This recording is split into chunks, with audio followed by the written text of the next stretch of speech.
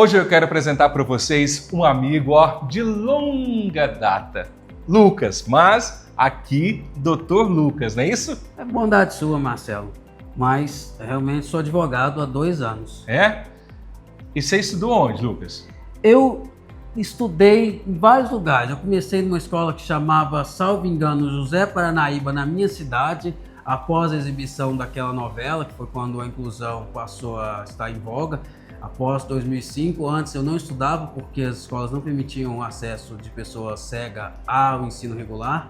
Depois estudei no Instituto de Cegos do Brasil Central, em Uberaba, lugar que eu agradeço muito, muito mesmo, foi muito especial na minha vida. Foi onde eu encontrei o primeiro advogado cego, inclusive, onde eu vi que as pessoas cegas poderiam ter uma profissão, ter uma família, ter uma vida comum, apesar da cegueira, né? Sem contar que foi onde eu comecei. Na sua infância, as pessoas falavam para você, você ouvia muito que você ia ter muitas limitações. Na minha infância, a primeira dificuldade foi com relação a escolas. Desde a creche até o ensino regular, as diretoras da minha cidade natal, que é Santa Vitória, não aceitavam. Elas não cumpriam o decreto 991, que diz que a pessoa com deficiência deve ser aceita nas escolas, em que pese esse decreto ser da década de 70. E eu não tinha referência adulta cego. Eu tinha um colega meu, que hoje até é massoterapeuta, mandar um abraço para ele, o David, mas que também era, na época, salvo engano, adolescente, então eu não tinha uma referência adulta. Eu conheci o seu Roberto, só que ele, como ficou cego depois de velho, não estou criticando, ele fazia o serviço de casa, ele consertava um telhado, uma coisa, mas ele não estava inserido no mercado de trabalho. Claro que também foi uma grande referência, era um cara que era casado, conhecia a família dele, me mostrou, de certa forma, que cego poderia ter família, mas a maioria das minhas referências eram de pessoas que enxergam, pessoas comuns, como as pessoas que estão em casa, como o senhor. Então, o que essas pessoas me passavam? Que eu era uma pessoa somente digna de pena, uma pessoa ter nascido prematuro, né, nascido fora da hora e ser cego. E a única coisa que eu merecia era a pena, não iria ser uma pessoa comum, não iria galgar nada na minha vida. Que eu merecia era a super proteção, a esmola, vamos dizer assim, e a pena por parte da sociedade. E isso começou a mudar na minha vida a partir do momento que eu fui para o Instituto de Cegos. E aí, a partir do momento que você foi estudar, né, já começou uma batalha, uma luta para ter esse conteúdo mais voltado para o cego, não é verdade? Foi aí que a gente começou a lutar por aceitação, né? Na primeira escola, infelizmente, não deu certo. As crianças tiveram rejeição, a própria professora, e eu fui para o Instituto de Cegos. O Instituto de Cegos me ajudou muito com o exemplo do Dr. Flávio Garcia de Moraes, do professor José Pereira da Costa, professor Adilson Antônio da Silva, várias pessoas que eu vi trabalhando, vi acontecendo. Aí depois de lá, eu vim para cá. Aí aqui a gente, igual o senhor fala, a gente tem que lutar para ter acessibilidade nas escolas. Aí a gente já tinha que lutar para ter um livro, que a gente não tinha um livro em braille. Às vezes você pedia, quando chegava o livro, a aula já tinha acabado, aquela matéria já tinha ido. A gente tinha que ter pessoas, lutar para ter o ensino AEE, né, que era uma pessoa para ler aquele livro, já que não ia dar o livro em braille, então que desse o livro, alguém para ler o livro. A gente tinha que ter as aulas de matemática, tinha que ter. Aqui eu fui acolhido pela Escola Municipal Machado de Assis, né? Mas não deixei de ter que estar sempre requerendo a acessibilidade, né? E há 2 anos, o Dr. Lucas, por que advocacia?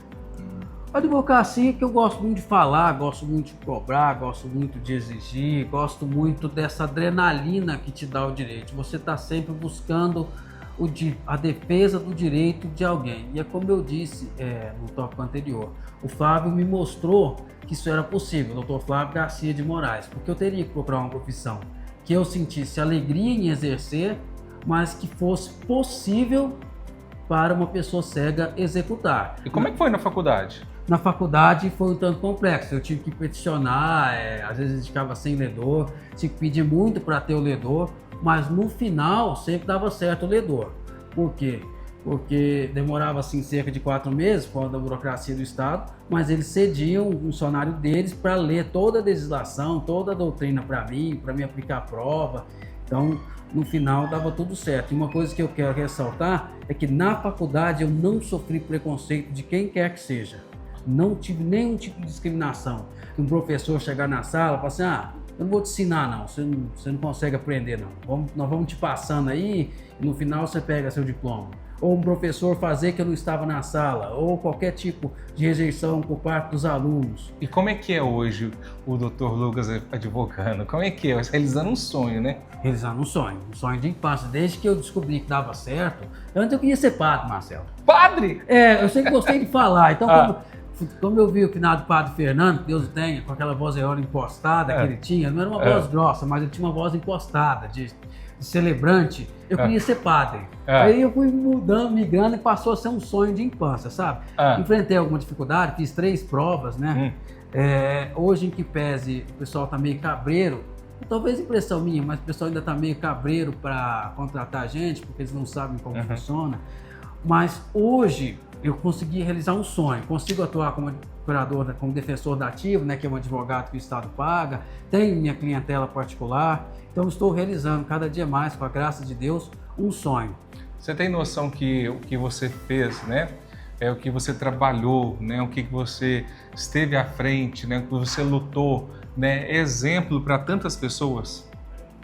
Inspiração? Olha, Marcelo, acho que a primeira inspiração de todos é Deus, né?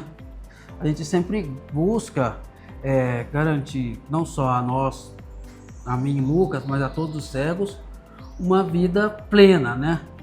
Mas se há esse efeito inspirador, que acontece de forma colateral, em que pese a gente não se sentir digno desse tipo de atribuição, a gente se sente honrado. Mas assim, o que eu quero falar nesse quesito de inspiração é que você pode, na vida, lamentar e deixar a sua vida mais difícil, que você vai ter 2 problemas. O problema que está te causando a lamentação e a lamentação. Ou correr atrás para você buscar a sua felicidade apesar do problema. E nisso aí, consegui até mesmo a solução daquele primeiro problema. Não desistir, né? Isso. Eu tinha 6 anos quando eu descobri que eu não ia enxergar jamais, em tempo algum da minha vida, ao menos sob o ponto de vista científico. Aí eu fui descobrindo que eu poderia ser feliz apesar da cegueira, que a cegueira era só um detalhe na minha vida. Eu acho que a gente tem que ter essa capacidade de tornar o problema apenas um detalhe. Isso mesmo. Parabéns, viu? Parabéns mesmo aí pelo seu trabalho. Pessoal, olha só que bacana. Resolvi contar a história, né, do Lucas, do Dr. Lucas, esse amigo meu de longas datas, para que sirva de inspiração para você aí, com mais de 3 milhões de pessoas que assistem a gente aí através da TV Record, né? Que sirva de inspiração para você e para tantas outras pessoas. Será que a sua vida, o que você está fazendo, né? Essa história do Lucas que a gente acabou de ver aqui, ó, serve pelo menos de 1% para você virar a chave para aquilo que não está bom e movimentar? O Conta Aí é isso, histórias inspiradoras, histórias de verdade, histórias do Lucas, de pessoas que fazem diferença na vida de tantas pessoas, inclusive na minha. Obrigado. Eu te agradeço, meu irmão.